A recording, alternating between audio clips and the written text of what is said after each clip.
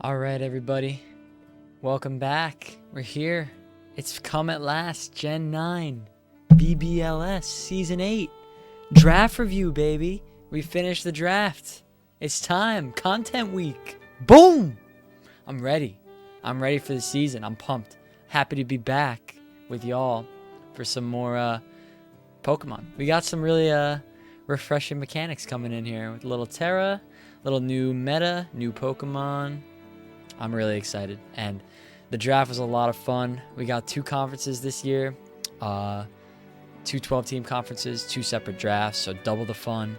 We're going to take a look at all those this week, get some tier lists going. I want to contribute to Content Week by providing you guys with my draft plan, my draft review, how I expect the season to go, my goals, etc., all that jazz. Grandma's Togekisses are coming for vengeance in Gen 9, so we'll get right into it here. So, with this Gen 9 Terra format, I found it very difficult to really, prior to the draft, to try to come up with a plan and, value mons, because it was really hard for me to try to understand how people were going to value things. With Terra, nobody really knows how people are going to utilize Terra yet in Draft League. There hasn't been many leagues that have started, especially not VGC ones, so we're among the first, surely. So I guess it'll be trial by fire, but we got some genius coaches in this league who are gonna have some heat sets. Terra just adds a whole new dynamic to that game.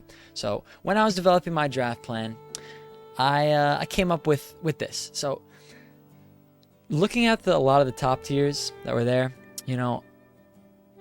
I really wanted screens. So I had a lot of success when I had Grimmsnarl a couple seasons ago. Had a playoff berth running screen sets. It's honestly just a comfortable mode for me to operate on. I feel very comfortable operating around screens in Pokemon, whether it be on the ladder or Draft League. So I really wanted to get one of those few solid priority screen setters early in the draft. So round 1, 2, or 3, pick up either Grimm if he somehow fell to me at 10, which I had a feeling was not going to happen, Klefki, who was really my target that I was going for, or Morgrim. So Morgrim I thought was a pretty good value as a later tier. I also wanted to get redirection. So in the last format we did last season, there was not a lot of redirectors. I think there was 2 Rage Powders, maybe, or 3, and no Follow Me's because everything was snagged already because it was a limited format. Now we're back. People maybe have forgotten how good redirection is. So there's a lot of them on the board. I wanted to make sure I got my hands on one at some point. So whether that be a top tier like a Mungus, or one of the more value picks like Toedscruel, Jumpluff, etc. So that's kind of what I wanted to be the supports to define my team, something that fills that role. Now, to coincide with that, I wanted to get really bulky, really strong physical and special attackers that can set up, utilize the support I'm providing with them with screens, absorbing all that damage, redirection, allowing them to set up and win the game for me. So that was sort of my strategy. I think screens are always strong in a format that has a lower power level like this one and the last one and the one before that, right? If there's no Dynamax, etc. So I'm really looking forward to using some screens again. Wanted to make sure I had multiple speed options. So obviously your standard slew of Tailwind, Trick Room, maybe some T-Waves, Icy Wind, Electro Web, something like that. Also, I had a feeling with a 55-point budget, people would go pretty hot early for a lot of high tiers to get that value. So I wanted to focus more on finding some low tier value picks early that still fit within my draft plan. And then, I'd have a point advantage later to go back and get some of that. So that was sort of my plan going in. So we want screens, we want setup, bulky mons, we want value, baby. Value. Let's see what we got. So round 1 comes around, I got pick 10. Grimmsnarl was gone. So what was I looking at here? I was looking for a bulky setup attacker, and I'm pretty sure that Dragonite is going to be a good one for me. So, an interesting thing about this format with these bulky, high base stat, powerful attackers is, Dragonite 4 times weak to ice. He's got that dragon flying type. Terra really changes the dynamic of these high base stat mons that have good abilities, because you could change their type. You can make them a steel type, you can make them a fire type. With an example of Dragonite, you could go Terra normal E-speed. So you get stab, extreme speed. Now after a sort of Dragon Dance, or that's going to be like Arceus Light, So with that 134 attack stat. So I think Dragonite's just a solid top tier in this format. I've even been seeing a lot on the ladder running that normal E-speed spam. But it does a lot more than that in Draft League. This thing gets Tailwind for this gen. It gets some decent coverage options. You got, ground coverage. Terra Ground is going to be popular in this format. Waterfall, the new move, Ice Spinner, Iron Head, Rock Slide, Fire Thunder Punch. It also gets Icy Wind. All right, so this really just gave me a strong physical sweeper that has great coverage, decent support options, can set its own speed control, and it fits within my plan to have a bulky, powerful attacker. Multi-scale is going to work really well with my screens. The first hit on Dragonite is not going to be doing that much damage if I set up a light screen or reflect. And, multi-scale tanks some of that damage. Inner Focus also has its use if I play against Fake Out, Intimidate.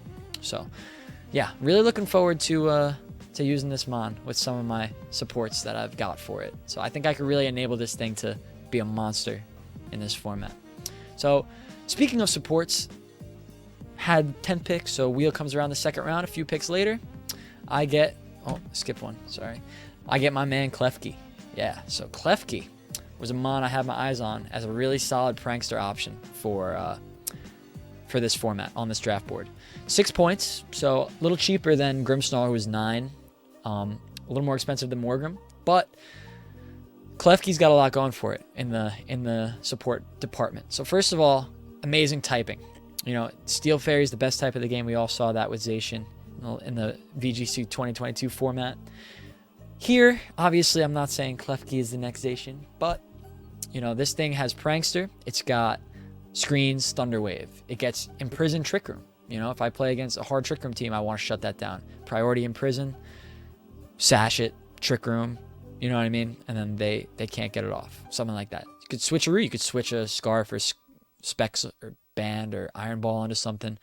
Metal Sound is kind of like your budget fake tiers. Diet fake tiers, because it's not 100% accurate. This thing could also set up for itself with Prankster. You get a Prankster Calm Mind off, all of a sudden a special attack going into it isn't doing as much, right? Because you get that special defense boost. Iron Defense, same idea.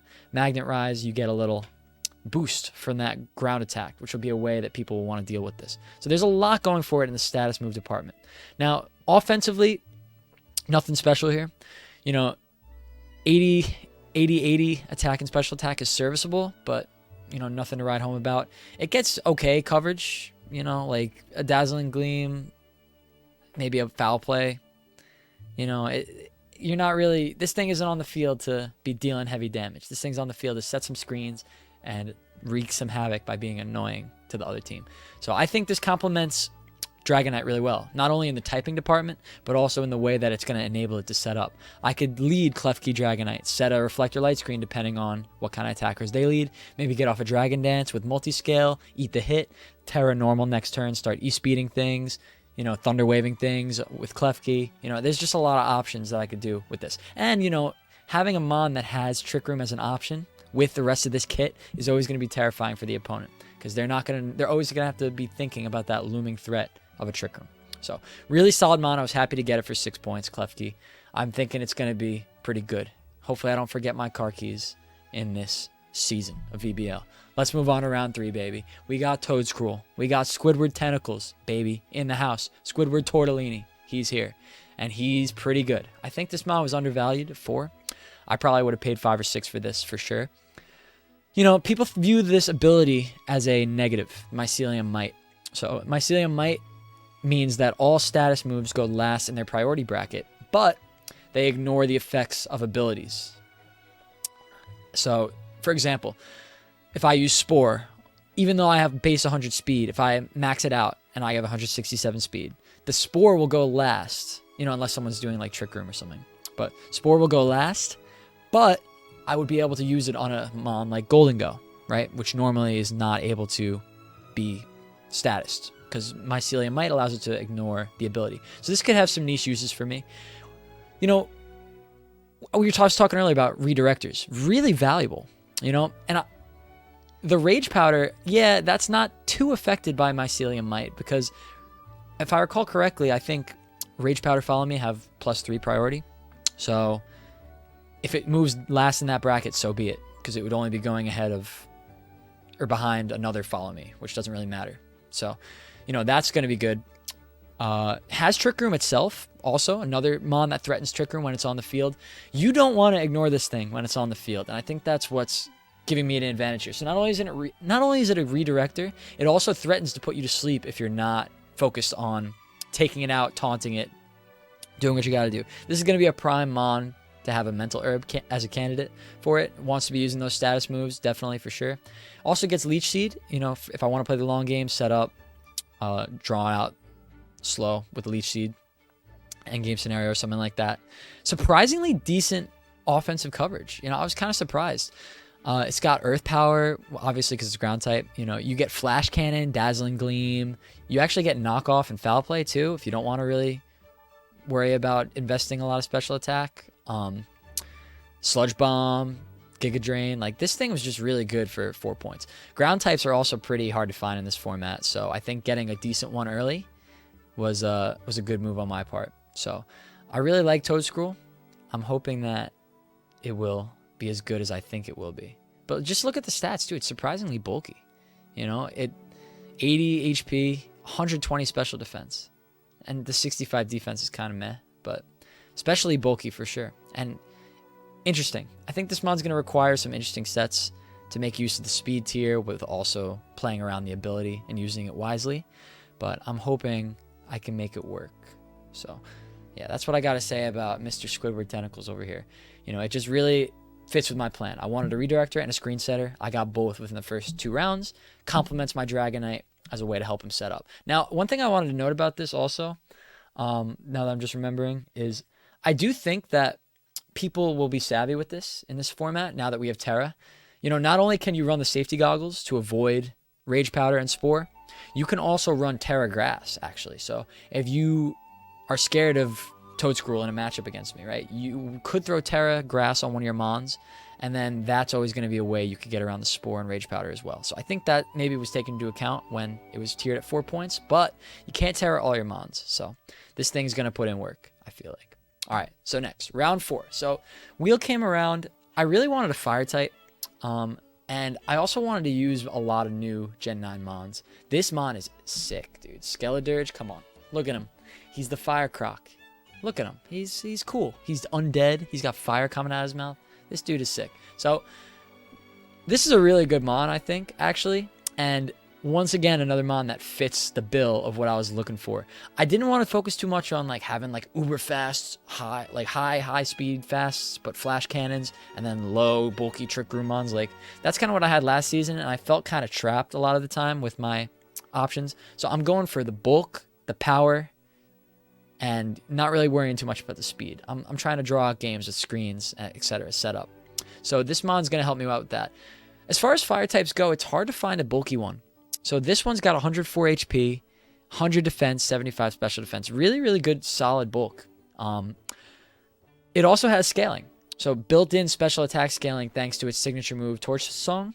So every time you use Torch Song, you're getting a +1 special attack boost. So this really fits well with my strategy, right? Because I want bulky mons, support them with screens. They're going to be hard to take down. They need your attention. You might need to double the slot.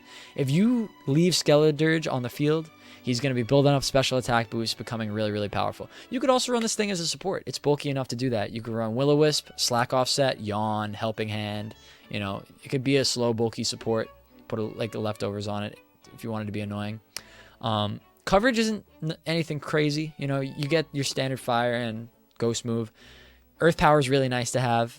Solar Beam, if you wanted to run a cheeky Sunny Day alongside it, or to boost the fire and get a Solar Beam off, or you could run the Power Herb if you're worried about a certain matchup. But yeah, I really think that this mon is going to be pretty good. 66 speed means that it can threaten to snowball you under Trick Room. So I was just talking about how I have Klefki and Toadscruel, 2 mons that threaten to set Trick Room. Now I have something that can capitalize off of it. So I also think Unaware is a pretty good ability, just generally, really good one to have. This kind of puts a check on endgame scenarios where people try to set up and outlast you with their defense boosts, or they set up like they're like +3 attack, and you're like, oh my god, I'm gonna get dumpstered, my whole team's gonna get dumpstered. You have Skeldridge in the back, he's ignoring all those boosts. So that can be a really nice tool to have, especially since I've had a lot of experiences in this league of really good players just knowing the time and the place to set up on me, and then I just can't break through that wall towards the end of the game. So having that option to do so is going to be pretty nice. So yeah, really excited to use the Croc Skeldridge for sure. So then round 5, at this point I had spent a decent amount of points because I got a 7-pointer, a 4, a 6, and an 8. So like I said, I didn't want to fall into the trap of going too high with my points in the beginning. So wanted to find some value. What better value than to get Mr. Value Town himself, the mayor, Persian, right? So Persian's a little nerfed in this gen thanks to Covert Cloak, Terra Ghost. So that's the note I have at the bottom, that Covert Cloak and Terra Ghost are going to make a lot of support moves easier to counter than they were before. So Fake Out, even Icy Wind, Snarl, stuff like that is not, you can ignore those you can ignore those drops with a Clear Amulet as well. So, there's items now that make this mon a little less effective than it's been in the past. That being said, when you look at all the 3-pointers and you consider what this thing brings to the table, I think it's a no-brainer for 3 points. So you get that Technician boost on the Fake Out. And I say notable offense because this thing is not really on the field to deal heavy damage. It does have a lot of interesting offensive coverage to throw on there depending on what's needed that week. But I wanted to focus on the support just because that's sort of what this mon really does best. So, you guys know Persian by now. You get Fake Tears, Helping Hand, Taunt, Thunderwave, Charm, Growl, Hypnosis, if I want to be annoying, Screech, right? You also get those offensive support moves like Icy Wind, Snarl, Faint, Fake Out. You get Chilling Water, which minuses your attack. Trailblaze, which I think affects the person you hit speed. Just really, really solid value for 3 points. Also gives a really nice speed tier. So 115 speed is probably going first a lot in this format. So, 115 speed Fake Out, Icy Wind is going to be something people need to consider if this mon enters the field. Hopefully they prepped with an item to stop, or a mode to stop what this mon brings to the table. What I really like about Persian is just the sheer amount of stuff it has available. So I think this mon's going to be very versatile for me. I'm going to run a lot of different sets with it depending on the matchup and what I want it to be accomplishing that week. So we'll see how it works out. But for the value that it offered, 3 points, solid. So we'll move on to round 6. Okay, so round 6.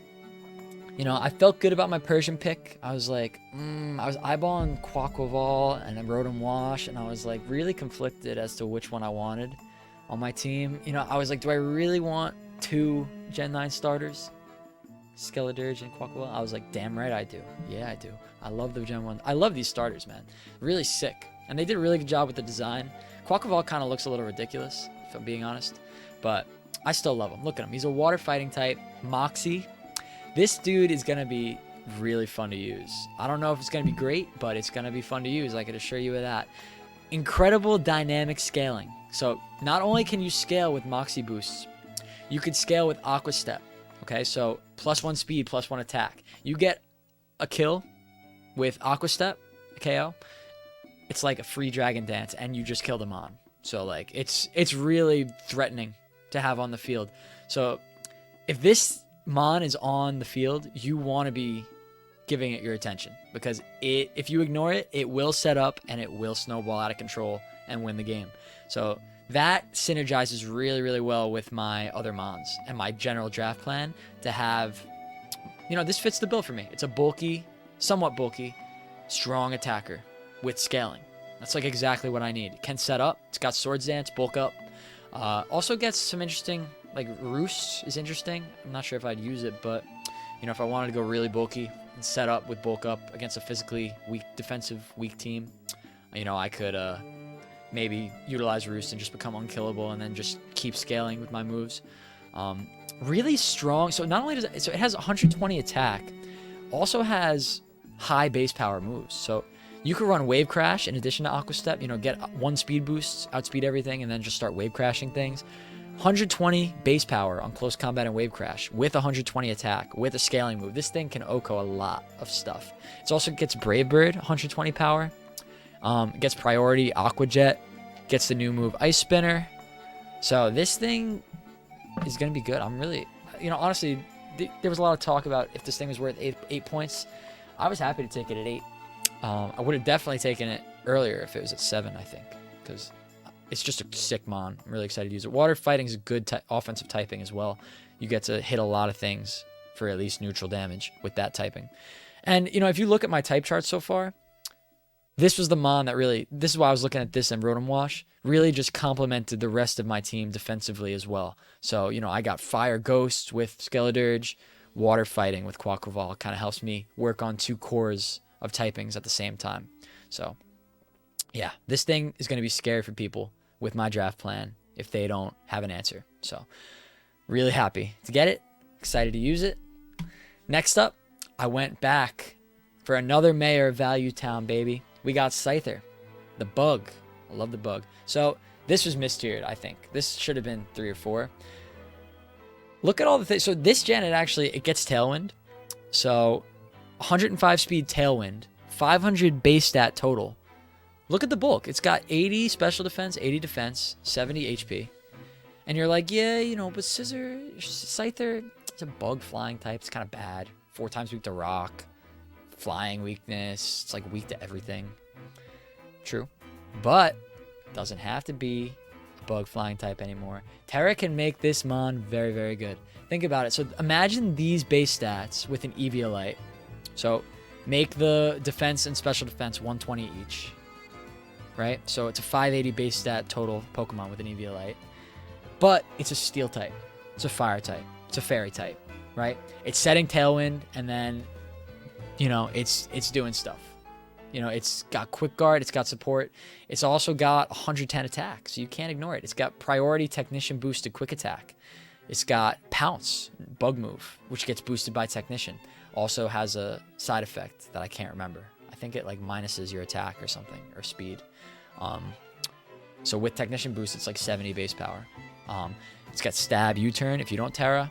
Close Combat, it's always good coverage. You know, this thing should not have been 2 points. So I wanted mons that provided utility, provided bulk, provided strong attacking. This gives me all that for 2 points. So this was a really big win for my draft plan to get a mon like this at this point in the draft. So yeah, really happy with the value there. We'll see if I can make it do good things, but I think it will, you know. Next up, I went back. We got Caparaja, the elephant, right? Dumbo is coming to VGC Draft League this year. So this was solid for me because at this point, you know, I had Trick Room on a couple mons, right? I got Trick Room on Klefki. I've got Trick Room on Toedscruel. You know, I've got Skeledirge to sort of threaten that Trick Room mode with the 66 speed, but everything else on my team was kind of in like the 80s, 70s speed tier, which is like, I said I didn't want to care too much about speed, but I did want to have a solid Trick Room mode and a solid fast mode with Tailwind as well. So, you know, I got Persian for that fast end. Now I got Caparaja as a strong mon with a very low speed tier, 30. So this thing does not have many things that will outspeed it under Trick Room. You know, this format does not have a lot of great Trick Room sweepers. I think this was one of the better ones that was on the board. So really solid, man. Like crazy good coverage. It's got all these coverage options: Play Rough, Rock Slide, High Horsepower, Earthquake, Zen Headbutts. It's got a bunch of fighting options: Body Press with Iron Defense. It can Curse, set up under Trick Room. 130 base attack plus sheer force plus good coverage. It's like, this thing is a problem if it's on the field and it's outspeeding you. It's also decently bulky. You know, like 122 HP is pulling a lot of weight there for those defenses. It's fine. You know, it's not going to live like a boosted Terra Earthquake, but, you know, with screens it might. And it might just have enough to get off a powerful attack that Okos do with sheer force. So, yeah, this was really solid. And when I was looking at the board, like what was remaining, we're in round 8 by now. It's like, it was just the best combo I could get for value, strength, and then also that Trick Room speed tier I was looking for. So, yeah, this was solid, no doubt. Next up, so I had a few points left. I wanted Rotom Wash at this point. It was 7 points, Rotom Wash. Unfortunately, Braff took it, B-Braff. So I kind of had to switch gears for my plan there. I know earlier I said I was deciding between Quaquaval and Rotom Wash. At this point, I was thinking like, maybe I can get both. Water's a pretty good type this time around. I need an electric type still. But I kind of switched gears, and I saw this Mon sitting at 6, and I was intrigued. So Glimmora, the champion token Mon, their ace that they hold in the back for some reason, which doesn't make any sense if you think about it from the narrative perspective. She should lead with Glimmora, set up the toxic debris. You know, the champion of Pokemon isn't very good at singles. But anyway, I think this Mon fits with my plan. Bulky, high special attack, interesting ability that I actually think fits well with what I'm trying to do. So toxic debris, every time you hit this Mon, it's going to set up a toxic spike on the field. Now, normally toxic spikes is not very good in doubles because there's not a lot of switching out. Not as much as singles anyway. The matches are shorter, so you won't see matches go beyond like 10 turns a lot of the time. So you don't get as much use out of it or much time to really stall out.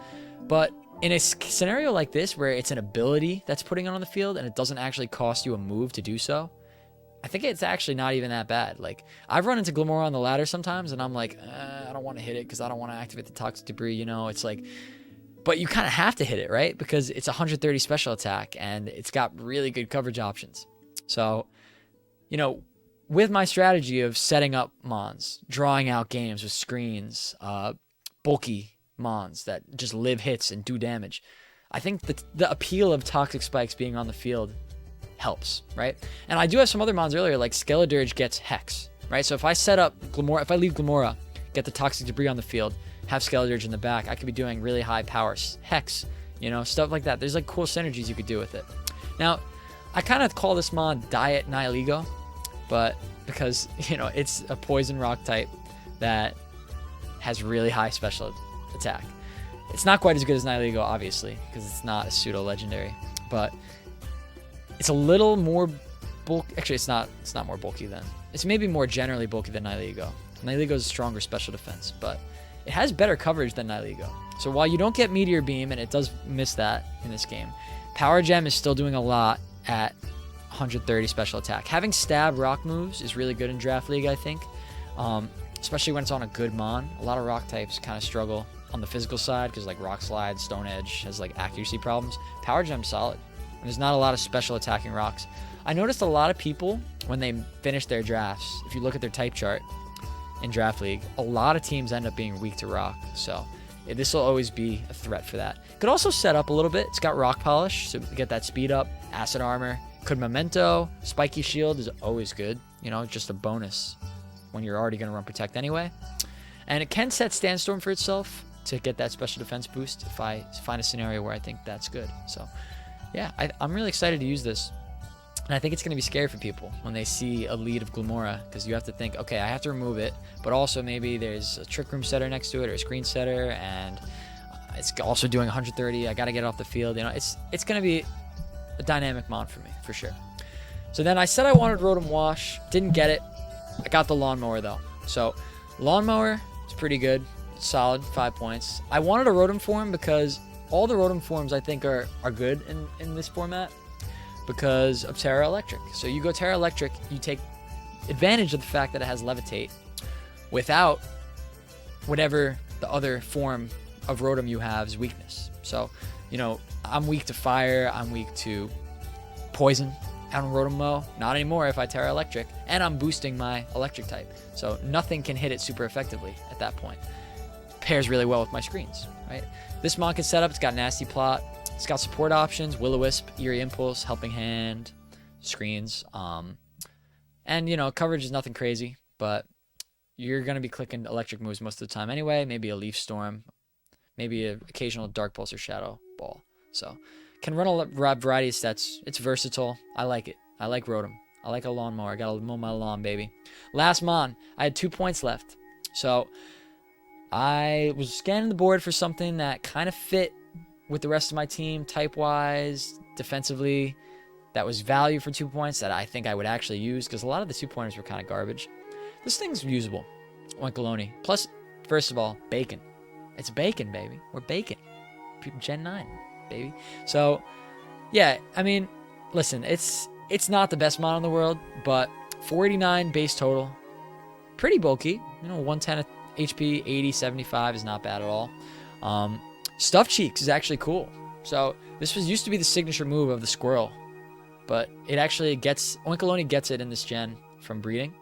So what Stuffed Cheeks does is it raises your defense by 2, so it's like an iron defense, but it has the added effect of consuming whatever berry you're holding.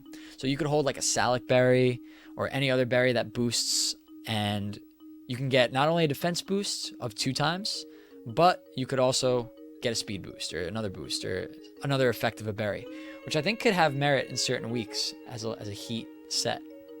So yeah, it also has 2 forms. So male and female gets different abilities, slightly different stats. Male gets Lingering Aroma, which is like Mummy, where it's like if you hit them on, your ability becomes it, which is always annoying.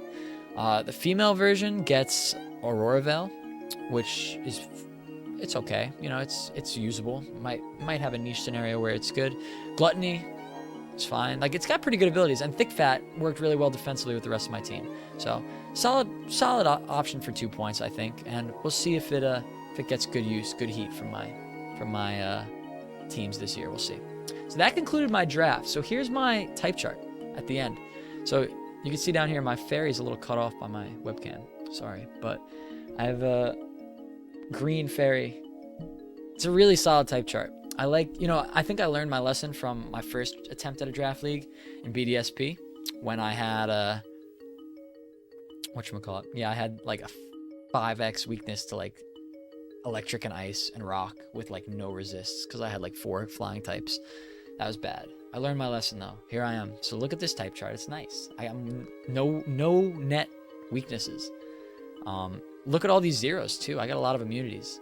2 ghost immunities, dragon immunity, 3 ground immunities, poison immunity, fighting immunity, electric immunity, normal immunity. Like, it's just like I got a lot of options to play around my mons defensively. So yeah, really good. So stat summary, we can take a look. Base stats, I actually ended up with a pretty good high base stat total for mons. I usually do with my drafts. I like to take good Pokemon, high numbers. High numbers equals high damage, high HP, high stuff like that. Fits the plan, baby. Yeah, it's nothing really crazy here. Speed tiers, I like the way that my speed tiers ended up. I've got a 115 cap and a 30 low, so I can, have a Trick Room threat with these 4 mons. Some of my mons don't care if Trick Room's up or Tailwind's up or whatever. They got priority, right? I've got E-Speed on Dragonite. I've got Aqua Jet maybe here. Stuff like that. Quick Attack on Scyther. Yeah, I'm really excited. I think I've actually drafted a pretty good team here. Solid, good mons with scaling that can set up, bulky, etc. So let's go back to my draft plan just to see how I did. So in conclusion, I got my screen setter early, got my redirection.